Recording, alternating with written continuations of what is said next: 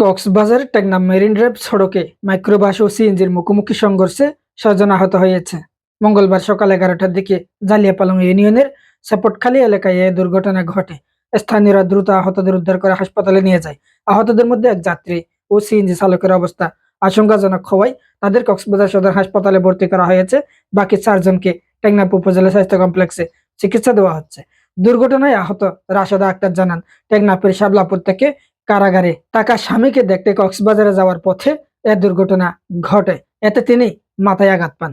CNG চালক মুন্না বলেন, টেকনাফ থেকে কক্সবাজারের দিকে আসার সময় একটি সাদা মাইক্রোবাস সিএনজিকে ধাক্কা দিলে তিনি ঘটনাস্থলেই অজ্ঞান হয়ে পড়েন। সংঘর্ষে সিএনজিটি দুমড়ে মুচড়ে যায় এবং তিনি সহ ভেতরে থাকা ৫ যাত্রী আহত হন। এ বিষয়ে ইনানী পুলিশ ফাঁড়ির কর্মকর্তা দিদার ঘটনাটির সত্যতা নিশ্চিত করে বলেন, দুর্ঘটনা কবলিত সিএনজি ও মাইক্রোবাসটি জব্দ করা হয়েছে। তিনি আরো জানান, ঘটনার পরপরই পুলিশ ঘটনাস্থলে পৌঁছে পরিস্থিতি নিয়ন্ত্রণে আনে। ঘটনার বিস্তারিত তদন্ত সাপেক্ষে পরবর্তী ব্যবস্থা নেওয়া হবে।